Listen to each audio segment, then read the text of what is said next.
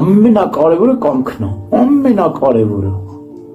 Այսինքն կամքդ քո ձեռքին է, դու գիտես, որ խորհուրդներին ասես այո եւ որ խորհուրդներին ասես ոչ։ Եվ լրջորեն հետևում ես դրան։ Եվ թույլ չես տալիս, որ չար խորհուրդները քո մտքից մուտք գործեն քո սիրտ։ Միշտ ես հետևում։